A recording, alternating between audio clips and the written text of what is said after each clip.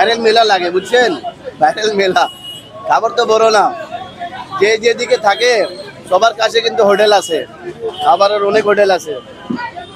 আর এই জায়গায় একটু অন্যরকম হয়ে গেছে এখন, এই ভাইরাল মেলা লাগে এদিকে, ওই ভাইরাল মেলা দেখতে আইছিলাম।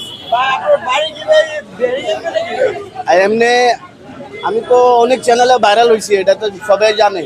মিজানের চুল সে ফেসিয়াল ফ্রি দিছিলাম, চুল কাটা সেলুনের মালিক। আর আমার দোকানের দিকে আসতে সময় লাগে না 5 মিনিট।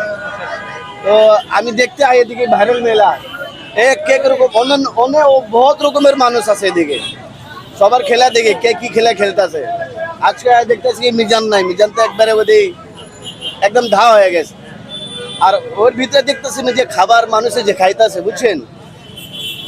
অনেকে ইচ্ছা করে 4 পিস মাংস নিতেছে, অনেকে ইচ্ছা করে 3 পিস মাংস নিতেছে। হ্যাঁ, তারপর আবার ওনার যে হেল্পার আছে নাকি মিজানের লগে যে দোকানে কাজ করে, ওই আবার ঝগড়া করতেছে, ভাই আপনি 3 পিস নিতেছেন কেন, 4 পিস নিতেছেন কেন? ওরা আমি বুঝাইছি, হন পাবলিকের চাপ অনেক, কিছু করতে পারবি না, তো চোর চোখ তো একটা, তুই 20 জন এক লোকে দেখতে পারবি না। ওরা আমি কইছি তুই চাপ, আমি অনেক মানুষের কমসে কম 12-13 জনকে আমি নিজে খাবার বের করে দিছি।